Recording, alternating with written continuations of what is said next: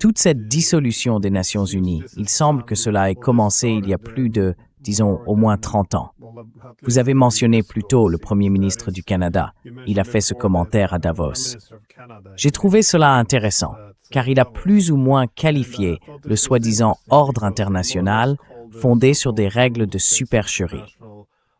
Et je partage ce sentiment, car si l'on remonte au Kosovo, c'est à ce moment-là que nous avons commencé à dire « Eh bien, ce n'était pas légal, mais c'était légitime ».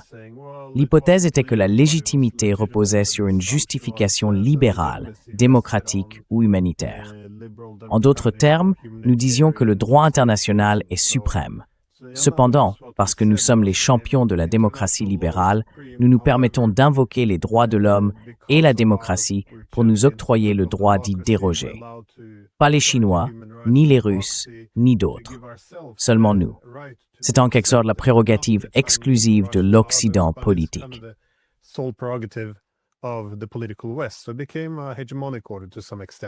C'est donc devenu, dans une certaine mesure, un ordre hégémonique.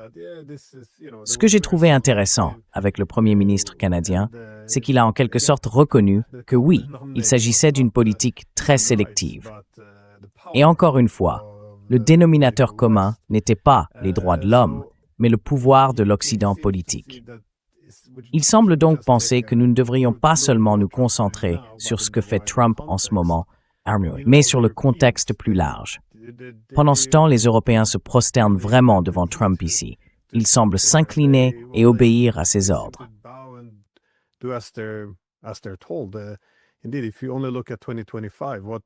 En effet, si l'on ne regarde que 2025, ce qu'ils ont soutenu à Gaza, les attaques contre l'Iran, ils n'ont pas mentionné le bombardement du Nigeria par les États-Unis, mais aussi leur participation au Yémen et bien sûr l'installation de ce gouvernement horrible en Syrie.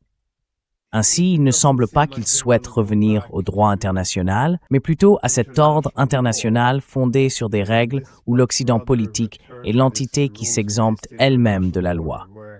Autrement dit, les Européens veulent simplement être à l'intérieur de cette construction hégémonique. Ils ne veulent pas en être exclus. Est-ce cela qui différencie désormais les Européens des Canadiens?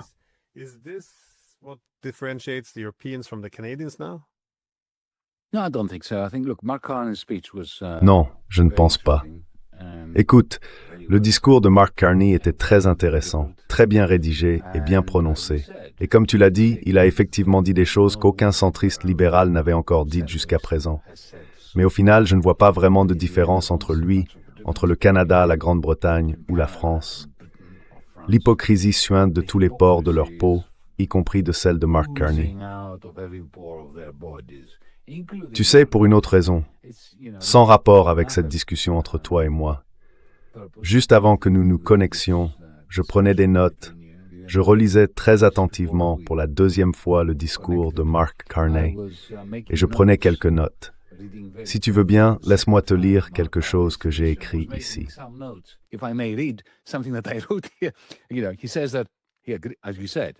Tu sais, il dit que, comme tu l'as dit, il dit que les règles, l'ordre international fondé sur des règles, étaient faux, ou quasi faux, ou partiellement faux. C'est quelque chose d'important. D'ailleurs, la BBC et Deutsche Welle n'ont jamais rapporté cette partie du discours de Mark Carney. Bon, mais juste un astérisque là-dessus. Mais ensuite, il poursuit et dit, du moins il a dit, que l'hégémonie américaine avait contribué à fournir des biens publics et que c'est pour cela qu'elle était tolérée par le Canada, par l'Europe, et ainsi de suite. Et puis il explique ce que sont ces biens publics. Il dit des voies maritimes ouvertes. Vraiment? Demande aux Cubains.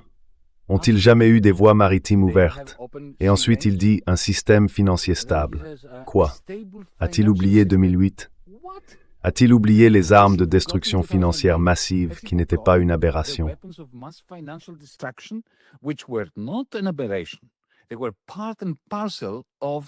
Il faisait partie intégrante de ce qu'on appelle l'ordre international fondé sur des règles.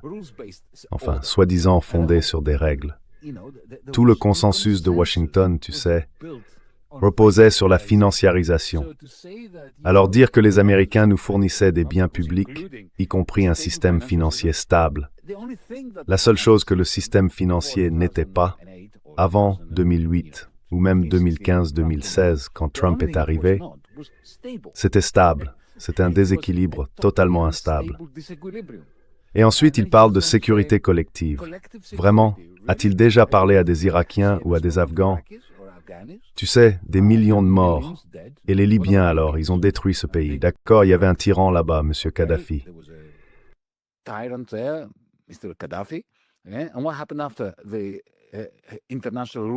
Et qu'est-il arrivé après que l'ordre international fondé sur des règles a bombardé la Libye? Ils ont simplement détruit le pays. Il n'existe plus de pays appelé Libye. Et puis, soutenir un cadre pour résoudre les différends. Vraiment. Qu'est-il arrivé à la Palestine pendant cet ordre international fondé sur des règles? Quels différends y ont été résolus? Le génocide, le nettoyage ethnique, l'état d'apartheid, tu sais, ont été effectivement érigés sous cet ordre international fondé sur des règles.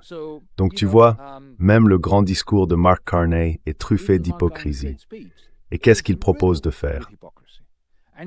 Il veut créer une nouvelle alliance entre les puissances moyennes, l'Allemagne, la France et la Grande-Bretagne.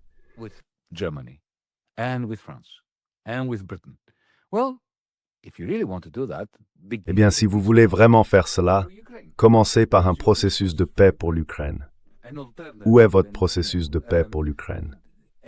Une alternative, vous savez, un remplacement pour ce que Trump et Poutine font? Rien.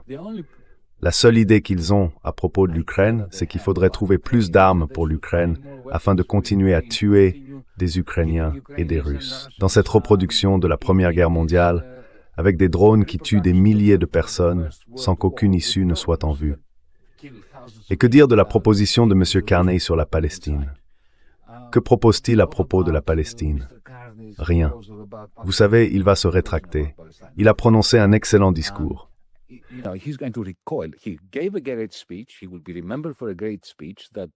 On se souviendra de lui pour un grand discours qui décrivait la situation de manière assez juste, mais qui n'avait absolument rien à proposer quant à la façon d'y remédier. Parce que soyons honnêtes, vous avez entendu ce que Trump a dit aujourd'hui. Si le Canada ratifie l'accord commercial avec la Chine, il va leur imposer des droits de douane de 100%. Maintenant, que va-t-il arriver aux ouvriers de l'automobile au Canada qui perdront leur emploi parce qu'ils produisent des voitures et des pièces détachées pour des entreprises américaines? A-t-il un plan pour ça?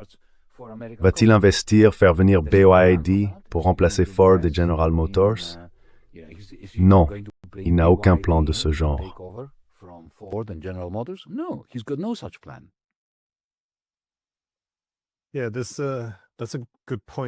Oui, c'est un bon point, car bien sûr c'est un bon discours. Mais l'honnêteté et les principes qu'il se met soudainement à défendre, on doit se demander pourquoi maintenant. Et vous savez, la veille, Trump est sorti et a publié sur Truth Social une carte de l'Amérique du Nord, modifiée par l'IA, montrant le Canada recouvert du drapeau américain devant un public européen. Donc il sait qu'après le Groenland, les États-Unis pourraient s'en prendre au Canada. Il semble que c'est soudainement pour cela que ces principes entrent en jeu. Mais il est tout de même extraordinaire qu'il n'y ait pas plus de réaction face à cela. Juste une dernière question. Voyez-vous cela dans le contexte plus large d'une nécessité pour les États-Unis de trouver une nouvelle approche de la domination? Parce qu'après la Seconde Guerre mondiale, les États-Unis ont bénéficié de nombreux avantages. Ils étaient un leader technologique et, grâce à la guerre, ils avaient développé cette puissance industrielle.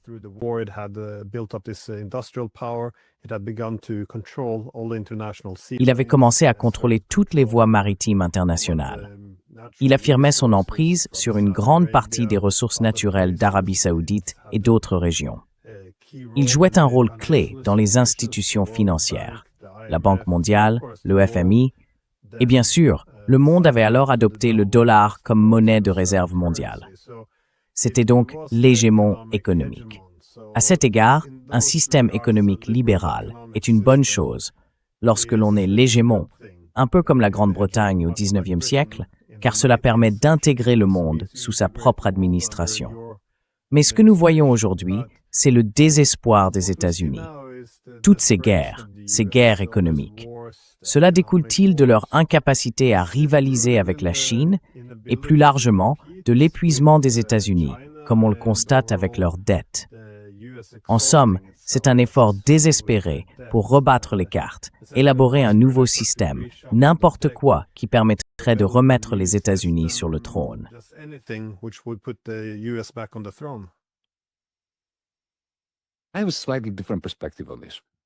J'ai une perspective légèrement différente sur ce sujet. Ce qu'il a décrit comme l'hégémonie américaine d'après-guerre a pris fin en 1971. C'était exactement comme nous l'avions décrit jusque-là, pendant l'ère de Bretton Woods. Dans les années 1950 et 1960, il y avait un hégémon, un pays excédentaire, technologiquement avancé, un exportateur net. Et tout l'objectif de Bretton Woods, Glenn, était de maintenir la position excédentaire des États-Unis. À la fin des années 1960, ils avaient perdu cette position pour plusieurs raisons qu'il n'est pas nécessaire d'aborder maintenant, parmi lesquelles la guerre du Vietnam, la grande société, et le fait que le capital américain ait été massivement investi dans l'industrie allemande et japonaise. Le résultat fut que les industries allemandes et japonaises devinrent plus efficaces que les industries américaines.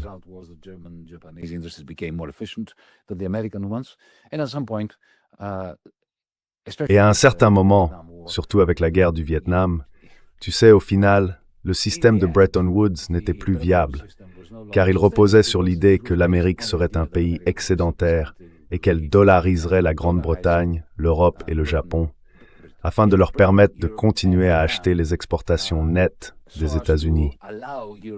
Mais une fois que ces exportations nettes ont disparu, ce système s'est effondré. Et bien sûr, les Américains eux-mêmes l'ont fait exploser. Ils l'ont ensuite remplacé par un système très différent, pas celui que tu as décrit. Un système fondé sur l'inversion du mécanisme de recyclage qu'était Bretton Woods.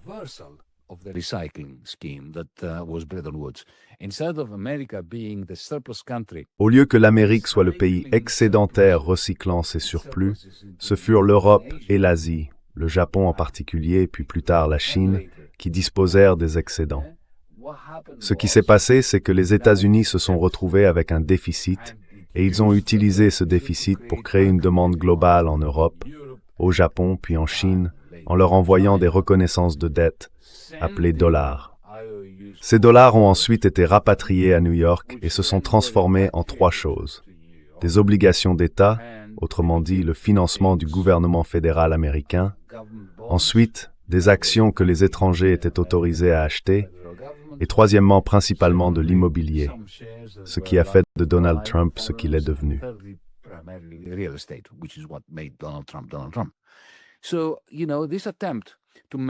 Donc, vous savez, cette tentative de maintenir l'hégémonie après qu'ils aient pris du retard, après qu'ils soient devenus un pays déficitaire, c'était celle de Nixon. Et Nixon n'avait aucun problème à mener une guerre économique contre ses alliés. Donc, vous savez, Trump n'est pas le premier président à mener une guerre économique. Lorsque John Connally, le secrétaire au Trésor sous Richard Nixon, après l'explosion du système de Bretton Woods le 15 août 1971, est allé en Europe, il a dit aux Européens, « Vous savez, vous êtes fichus, je suis ici pour vous enterrer. Le dollar est ma monnaie et votre problème. » Et les Européens sont entrés en panique, et vous savez, ils ont essayé de créer leur propre Bretton Woods, leur propre système de taux de change fixe.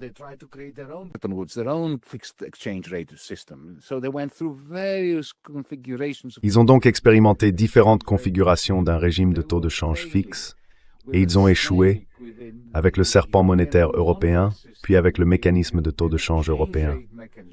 Finalement, ils ont créé l'euro, ce qui a été une catastrophe pour l'investissement en Europe, pour l'intégration, et ainsi de suite. De la même manière, souvenez-vous de ce que Ronald Reagan a fait en 1985 aux Japonais. Vous savez, les accords du Plaza. Il leur a mis le couteau sous la gorge en disant « Je vais vous imposer des droits de douane de 200%, à moins que vous ne réévaluiez le yen. » Et ils l'ont fait. Le résultat, c'est que le miracle japonais s'est éteint à ce moment-là. Donc ce n'est pas nouveau.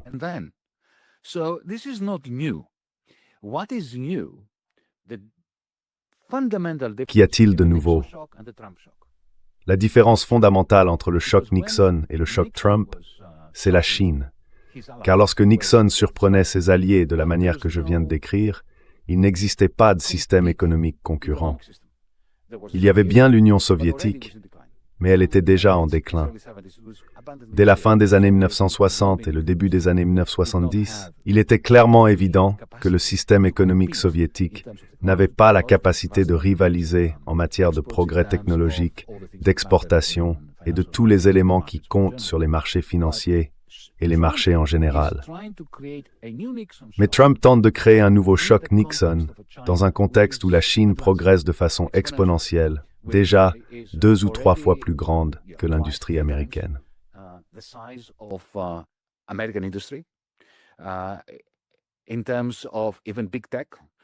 En ce qui concerne les grandes entreprises technologiques, la moitié des experts en intelligence artificielle dans le monde sont désormais chinois.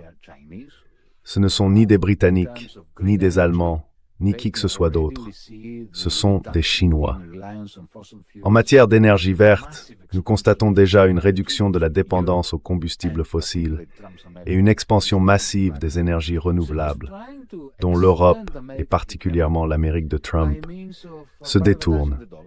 Il essaye donc d'étendre l'hégémonie américaine en privatisant le dollar par le biais du Genius Act, comme je le disais plus tôt, et en détruisant, pour ainsi dire, l'Union européenne, le Canada, ses alliés, parce qu'il est un réaliste. Il a essayé d'embrouiller les Chinois.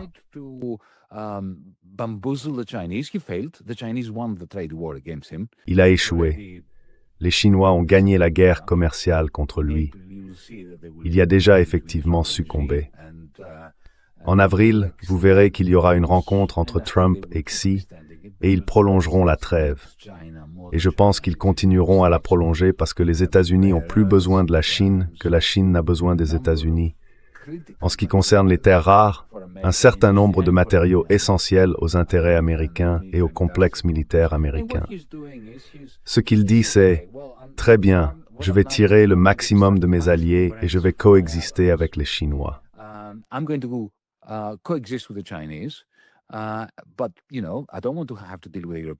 Mais vous savez, je ne veux pas avoir à traiter avec l'Union européenne dans son ensemble. Donc je vais saper l'Union européenne. Je veux traiter avec les Allemands. Je veux traiter avec les Français. Je veux traiter avec les Italiens. Je veux traiter avec les Canadiens. Alors je vais semer la zizanie. Vous savez quand les Européens se plaignent que, mon Dieu, en menaçant de prendre le contrôle du Groenland, on fait exploser l'OTAN et l'UMEWER. Eh bien, exactement. C'est ce qu'il veut. Il voit l'hémisphère occidental comme une roue de bicyclette dont il est le moyeu, et eux les rayons. Et même si certains rayons sont cassés, la roue de bicyclette continue de fonctionner.